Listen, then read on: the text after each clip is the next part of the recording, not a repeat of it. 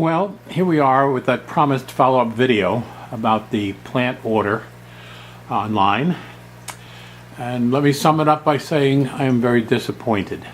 It's an expensive lesson. I actually ended up ordering $170 worth of plants with two subsequent orders based on videos I watched that made the plants look great, to add to my original order all the same week so that they'd be combined for the single $8 shipping and handling, which is a great price. As it turned out, I didn't realize there was a special code that you had to put in with the additional orders to get it combined, and so I ended up with three separate orders, each one costing $8 shipping and handling. Still not a bad price, so can't complain too much about that. Turns out there was a delay in that week's ordering with a follow-on email explanation, some problem with suppliers. And given the hurricanes in Texas and Florida, sort of made sense. Not sure where this California outfit would be getting their plants. But not a big deal. It wasn't like it was urgent. And so I anxiously anticipated, despite emails back and forth trying to get them to combine the orders since it was delayed, they still showed up about 2 weeks later as three separate USPS priority mail boxes. So the plants were not crushed, as I was afraid that my mailman might try and stuff it into the mailbox. The boxes were nice and rigid. They're small boxes, and I, with eager anticipation, opened up those boxes, as you can see in the photo above. And lo and behold, each plant was in what seemed to be a vacuum sealed plastic sleeve. I don't know how to describe my feelings as I opened up the three boxes and pulled out these little sleeves and saw sprigs of plants that were far smaller than I expected. Of course, the videos showed some great plants that he had done, but at the same time, there was definitely a sense of disappointment as I opened up. And so, for example, I think you can see the plant here. That tiny plant, there's actually two of them there, and I think they were $2.99 a piece. I expected something bigger. But again, something did come out colorful, but this plant, as beautiful as the colors are, was disappointing in the sense that each plant was evidently just like a sprig, one branch, if you will, as opposed to a bunched plant. And so the other problem was, as I opened up these plastic sleeves, I'm not sure if it was the heat of the day in which they were arriving. Supposedly he ships on Friday, and lo and behold, this was Wednesday by the time I got it, coming across country, and it was a really hot day here. And so some of the bags actually had a smell to them as I opened it, like rotting water or plants. And some of the plants just didn't look good at all. Not something that would recover, but rather it was just dead. Now, there was a guarantee that if you claimed the guarantee before you opened the packages, and I wasn't going to do that. It just didn't seem like it would be worth the effort given what I was sensing. And so I put all the plants in the tanks with water right away and hoped that things would work out. As I got around to planting them the following day, I had to make do with a lot of subpar plantings, for sure. And so, it took several plants together to actually make a bunch like you see right here. And so while that Amazon is one I had before, but to the right is 2 or 3 bunched plants that, again, they weren't... I expected some type of tie to hold it together as bunches, and it wasn't. It was just a pile of sprigs that I've made into bunches here. And like I said, it was far from ideal as far as I was concerned. And as I try to capture some of that here, this is the best I could make out of what I got. And so it actually looks better here than it really came out to be. Like, for example, the plants here, I'm not sure how many bunches that's supposed to be, but I made one bunch out of it. And like I say, the price on the plants weren't exorbitant, but again, I expected something better. What you're also seeing in that picture there is some recent additions to the fish. I was over at Hidden Reef over in Bristol, Pennsylvania, and picked up some nice looking pearl gouramis, which I've had good luck with in the corner tank. And so I picked up 4 of them. I think they were $2.98 a piece, which is not a bad price. And they're doing very well in the bow tank, as I call it, along with the angelfish and the serpay and some platies in there, red platies. And also there's some zebras that looked pretty nice. And so lo and behold, they seem to be doing well too. They seem to be nice and full. And they were a reasonable price at $1.29, I believe. And so over in the corner here, you see again an attempt to make the plants presentable. And so there's another plant there that doesn't look very good there, but it's the best I could do with what I had to offer. And I ended up throwing out quite a bit of just nothing. And so that's disappointing. Some of it, of course, the fish are making sure that they uproot it as soon as I got it in there. And so there's some floating plants here.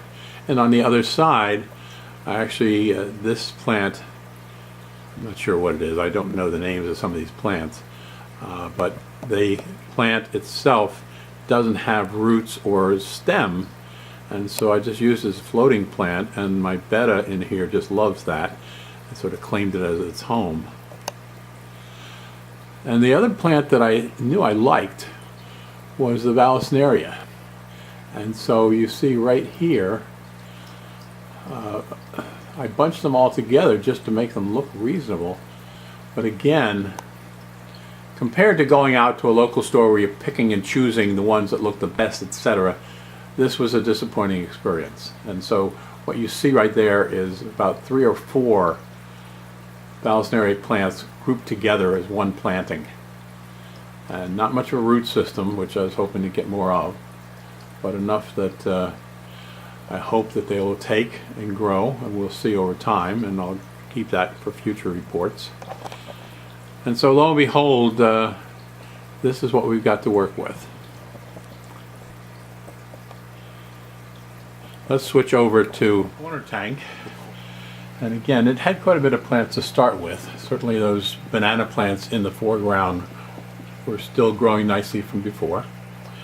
And you see some of the colorful ones I had hoped right there in the center and to the left. Again, it's just one sprig.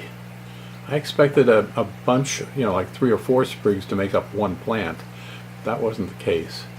And then this plant right here is really not much of anything. Love the color, but I had to group it together to make anything out of it. The one thing that did exceed expectations was this plant to the left. Big leaves, nice rich green. It was in good shape, even though it was in that plastic vacuum sealed piece of plastic. I've got it in the corner there. It came with a some type of planting medium, like a piece of, not cork, but solid piece that holds the roots. And that one's came as a big plant with roots, and that's the one thing I would like. I forget what that one cost, whether it was $7.99 or something like that, but certainly tried to. That was the one good news in all this. And I'm trying to look around here to see if there's anything else I can point out in this tank. Something that's happening in this tank, this is interesting. I lost the betta in this tank, and I replaced it when I went to get to the fish store. but then decided to take it out and give these livebearers a chance to have their babies without the betta, being the hunter it is, going after them. And in the past week, I moved that betta over to the boat tank that you just saw. And lo and behold, all of a sudden there's babies all over the place. I don't know if I can capture any of them here, or whether you'll see any. But I mean, there's some that are obviously a week or so old, just a little bit more size to them. But then there's little yellow dots that keep swimming among the plants down there, and it turns out they are brand new babies. Obviously, some of the gold platies are having babies, and secondly, some of the reddish babies come from probably some of the swordtails in here. I love swordtails, and for a long while I had a hard time getting them, but more recently I've been able to get quite a collection of different kind of swordtails that you may see swimming past you here as we talk. And so I'm hoping that they all do well. Most of the platies in here are babies that have grown up, especially the gold wag platies that you see down there on the right. And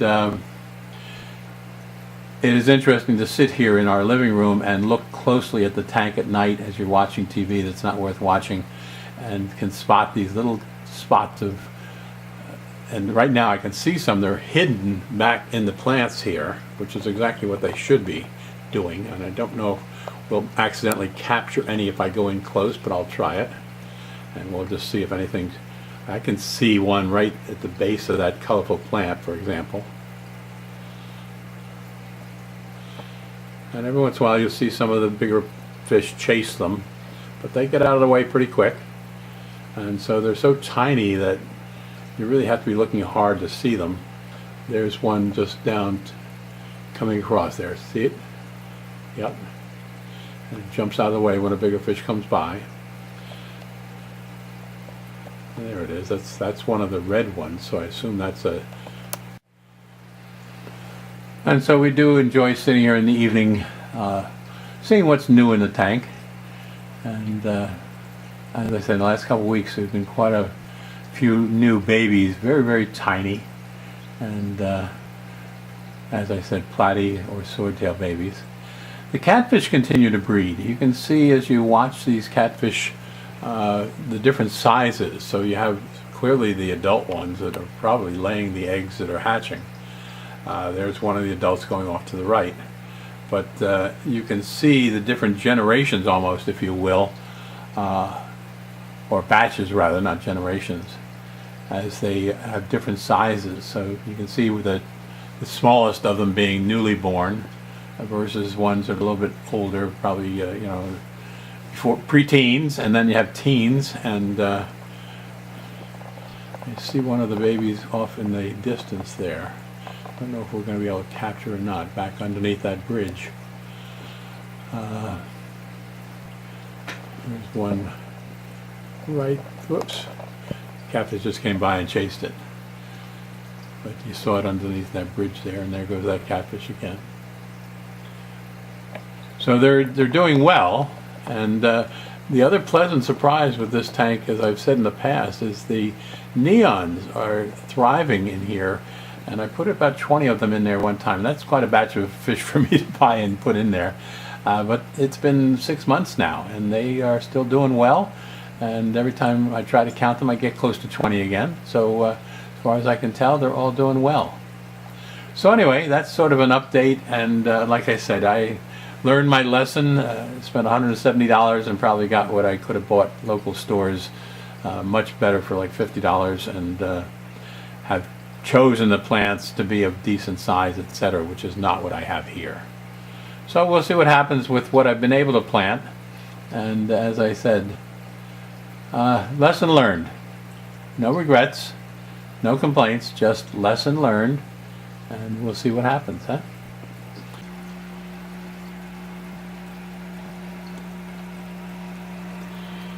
Here's another one of those plants that I tried to make a bunch out of, but they were just sprigs, and so it looks a lot better than what I was expecting.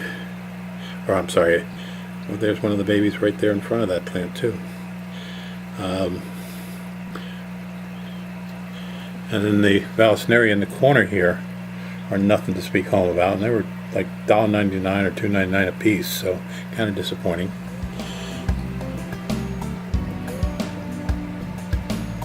Anyway, from New Jersey, that's the update.